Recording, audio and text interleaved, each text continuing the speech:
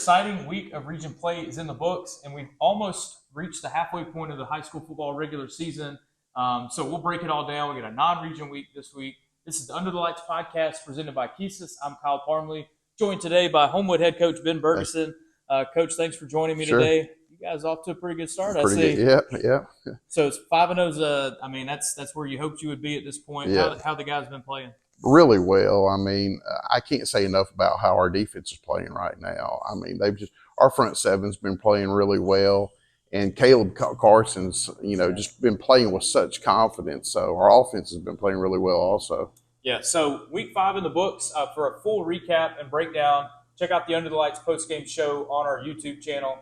But we're about to dive in, start looking ahead to this upcoming week. And the Under the Lights game of the week is going to be here in Homewood. Mountain Brook Spartans paying a visit to Homewood to play at Waldrop Stadium on Friday night. It's always cool, even though y'all aren't in the same region. This is a cool little, communities are close. We played each other a lot over the years. A fun rivalry with you guys and the Spartans. Yeah, it really is. We haven't had much success against them recently, but hopefully this is our year. It's always fun hosting them. Yeah. What do you think it's going to take? What are some of those early things that you've noticed that are going to be keys to this game? They're coached so well over there, and they offensively do a good job stretching the field horizontally and finding that vertical cut. So we can't give up a gap on defense, and our run fits have to be really good. Then on defense, they're always where they're supposed to be, and they're good tacklers. Yeah. So when you look at this Mountain Brook team, they've always just been so good at running the football. Mm-hmm. And then Stuart Andrews was our Offensive Player of the Year last year on the All-Metro team. But then he goes down a couple weeks ago, and then they just pull the next guy. Lawson McKnight goes for 300. They pull Lawson over from the defense or safety, and he's fast. And they did a great job, And what scares me I think they had like 400 yards rushing last week, and they do such a good job, and then they kind of lull you to sleep, and then they hit you up top, you know what I'm saying? So we've got to be ready for everything. Yeah. The defensive numbers you guys have posted so far have been pretty impressive. I mean, a couple shutouts. You've only given up, 20-some-odd points in the year. So what do you see from Coach Freddie Lawrence and his defense? Well, I worry a little bit about our competition level. Sure. Mountain Brook's definitely battle-tested more than we are, and I worry a little bit because we haven't played a four-quarter game yet. None of our starters have really played into the second half. So this will be the first week we've really been tested. Yeah. So how much do these games, matter to you guys? Like it doesn't affect anything in the region standings. Yeah. If you lose it, it doesn't change anything. But how much does a game like this mean? I try to downplay it a little bit just because this is not the Super Bowl, Right. It's just our next opponent. But it's kind of hard to, when your two cities touch. So, it's going to be a big game. Yeah. Yeah.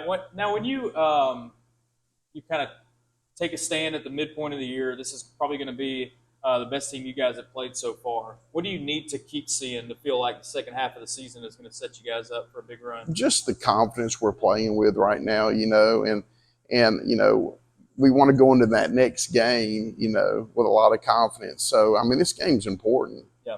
How much do you think? Because you mentioned Caleb Carson, how well he's been playing at quarterback.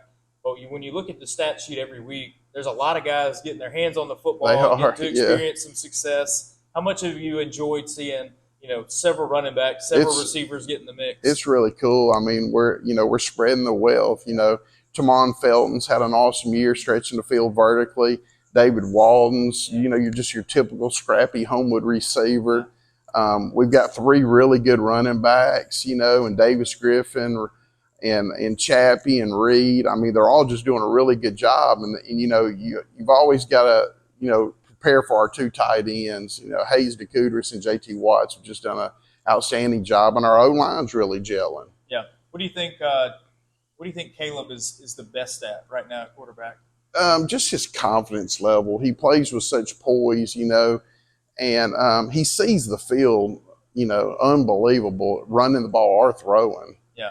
Well, it's going to be a fun night out at Waldrop Stadium on Friday night. Homewood hosting Mountain Brook. The Under the Lights game of the week. Going to be a great time. Coach, thanks for joining me today. We'll see you out there. Thanks, Kyle. Thanks for having me. Always. Great to catch up with Coach Berguson ahead of the big game on Friday night. And before we dive into the rest of the Week 6 slate, I want to tell you a little bit about a few of our partners here at Under the Lights that have done such a great job at helping us bring you all of our high school football coverage this fall. The presenting sponsor of the podcast is KEYSYS. AI is starting to kind of dominate some of our lives. It's becoming a more prevalent aspect in all things, specifically business. And if you need any AI solutions tailored to your business, KEYSYS can help you out with that. KEYSYS.io, the presenting sponsor of all Under the Lights coverage and the podcast this fall. So really appreciate them.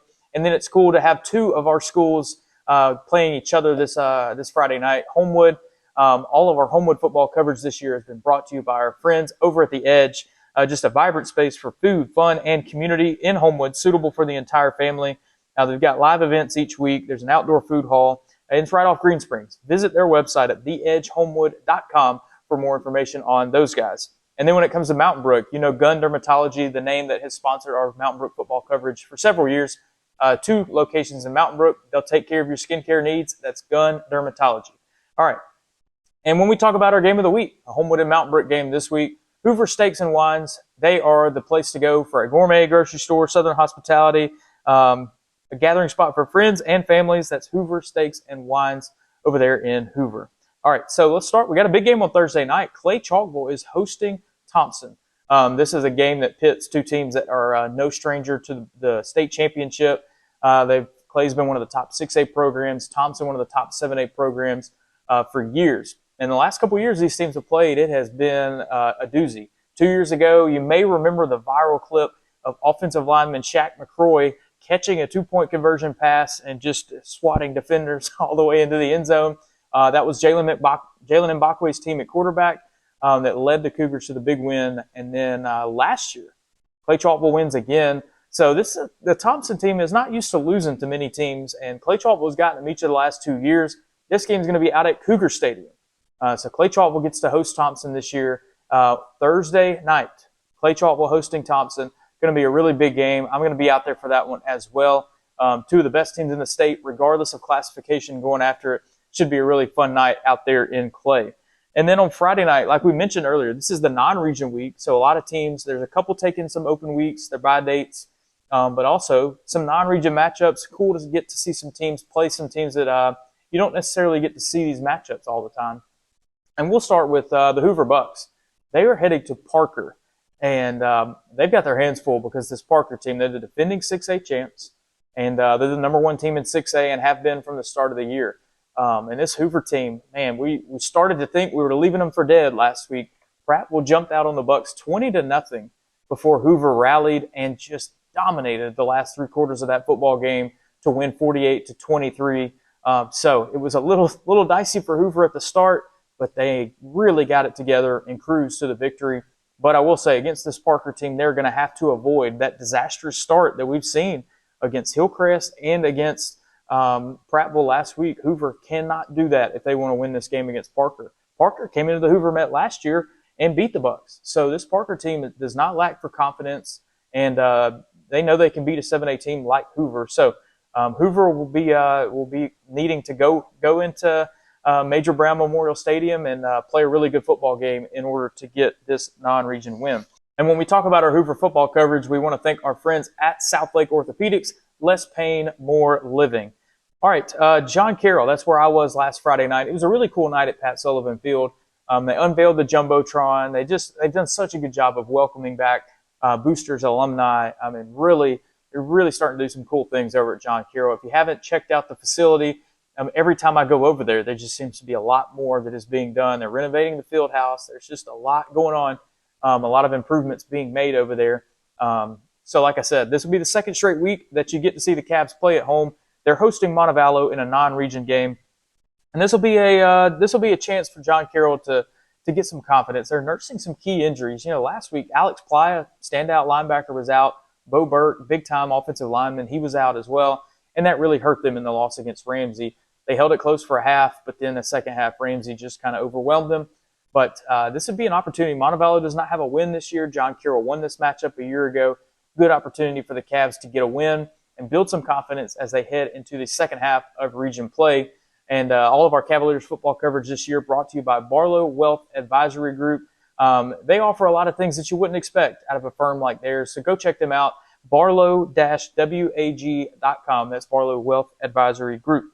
Another non-region game, Spain Park, they're not afraid to challenge themselves, that's for sure. This will be the third 7A team that they've played this year as the Jags host James Clemens. James Clemens has had a bizarre year, so it's hard to know what to make of this game. James Clemens starts the year off with a win. They end up having to forfeit that game due to an ineligible player. Well, then they got blown out by Bob Jones, who consequently got blown out this past week. Really confusing. And then James Clemens has rebounded to win their last two games. So we have no idea what we're getting. But the 7A North region has always been kind of crazy. But we do know the first-year head coach for James Clemens pretty well, Juan Johnson, the former offensive coordinator at Hewitt-Trussville for many years. So I imagine he'll get to see some guys when he comes back to a place that he spent a lot of years in the Birmingham area. But for the Spain Park team, they're 1-1 against 7A competition so far. They started the year off with a win against Sparkman. They lost to Hoover. And this James Clemens game, Spain Park won it last year, and this has a chance to be a pretty compelling game. Spain Park really showed me a lot last week when they went down to Benjamin Russell. They lost 35-34, but it was a thrilling back-and-forth affair. And even in a loss, I gained a lot of confidence in what Spain Park can be this year, especially as we get into the second half. So, fun game out at Jaguar Stadium on Friday night. Another fun game on Friday night, Briarwood paying a visit to Leeds. That's where their old friend Jerry Hood is the coach of the Leeds Green Wave. Jerry Hood spent a couple years at Briarwood on staff, and the coaching staff is really familiar with each other. And Jerry Hood does such a great job with that Leeds program, and they're off to a good start this year. Their first loss of the year, a little, kind of confusing as well as Leeds has played so far this season. They lost to Jacksonville last week, but Briarwood heading over to play at Homer Smiles Stadium in Leeds. This will be a cool matchup to see two really good 5A teams. And you look at this Briarwood team, they're rolling. They've gotten to 3 straight wins now. They beat Winona last week. Quarterback Charles Dedman had a huge night throwing the football, and Sam Canale really emerging as a go-to target for that Briarwood offense. And it's really cool to see because this was the point of the year last year where Briarwood was 0-5, reeling, didn't know what was going to come of the second half of the year. But right now, they're 3-2, they're riding high, and they've got a stranglehold on that region lead. So this Lions team, it's been really cool to see them kind of round into form over the last 3 weeks. They've been playing super, and it'll be interesting to see what the Lions can do out there at Leeds on Friday night. Another Shelby County team in non-region action, Chelsea, is going to host Paul Bryant. This Paul Bryant team is winless, so I expect Chelsea to score early, score often. I'm telling you, last week's win over Calera, there were some points where Chelsea jumped out to a huge lead. Calera kind of rallied back. We've seen that a couple times with this Chelsea team this year. But that ground attack is so good. Chase Malone being joined in the backfield this year by Morgan Barnes. They have been electric, hard to tackle. They're finding the end zone a lot. Chelsea didn't even have to throw the ball but 7 or 8 times last week. And as long as they can keep that offensive line moving, Chelsea running backs are great. So I expect a little bit more momentum to be built in that regard this week and as they take on Paul Bryant on Friday night. In 7A, Hewitt-Trussville will be at home against Pinson Valley. A non-region game. These schools are only 10 minutes apart, kind of in that northeast Jefferson County area. This Pinson Valley team, though, I've got to tell you, I have been so impressed watching their results year over year because the last couple of years have been a major struggle. But they played really well so far. They're 3-2. One of their 2 losses was a 1-point loss to Oxford. So Pinson Valley much improved, but on the same token, this Hewitt-Trussville team, they have been, in my opinion, the most impressive team in the state so far this year. They're 5-0. They've been racking up big win after big win, including a 24-0 shutout over Hillcrest last week. This Huskies defense is elite, and that offense they've managed Zach Benedict's injury at quarterback with no problem, seemingly. So Zach Benedict warmed up last week. We're not sure when he's going to be back, but he does appear to be getting a little bit closer. But Jack Floyd at quarterback has been playing great. Head coach Josh Floyd has been putting him in situations to be successful, and that Huskies offense keeps moving. They've got so many guys in the backfield out wide that are just versatile playmakers, and you saw that last week. They dished the ball out to a variety of guys and made it happen. So the Huskies are 5-0, riding high. They host Pinson Valley this week, and those are the games we've got. I mean, if you look at Vestavia Hills, They're taking an open week after the 35-3 loss to Thompson last week. This game was close. I mean, Charlie Taff at quarterback was out. I think they're feeling like he's a little banged up. Give him last week and this upcoming week to kind of heal up a little bit, have him ready for the second half, playoff push for the Rebels. But even at that, Vestavia Hills was only down 7-3 at the half. Second half kind of got away from them against Thompson. And then you look at Oak Mountain, big win over Tuscaloosa County last week. That must have felt great for them. Marty Myrick scored 3 times on the ground. They hit some big plays, one to Jaden Aparicio. And this Eagles team has, they've had their struggles the last few weeks, but to win big like that at T County last week had to be good. They are also off this week. They'll both look to get healthy over the open week and get back into region play starting next week. So those are the games we'll be watching as part of the Under the Lights team this week.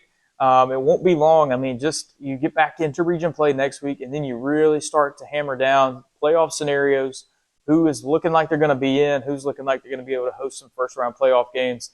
We're about to really start getting to crunch time.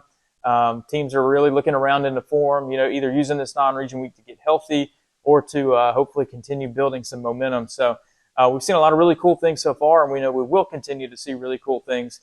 But let me remind you, KEYSYS.io, AI solutions tailored to your business. They're the presenting sponsor of the Under the Lights podcast all season long. And look, Friday nights, they're chaos. And you probably only see a couple of things, but all of our coverage gets rounded into one succinct email on Saturday mornings. The link is in the description. The QR code is on the screen to sign up for that Saturday morning newsletter to get all of our stuff into one place, the post-game show on late Friday night, and then all of our stories from the games that we covered. So I appreciate you watching, following along all season. Waldrop Stadium on Friday night is going to be where I'm at. I'll also be at Cougar Stadium on Thursday night. So a double dose of high school football this week. A couple of fun games that, they don't matter in the standings, but you learn a lot about these teams, and there's a lot of pride involved as well. So that's it for this week's episode. We'll be pumping out stuff throughout the week, trying to get you ready for the games, and we appreciate you watching. We'll catch up with you on Friday night.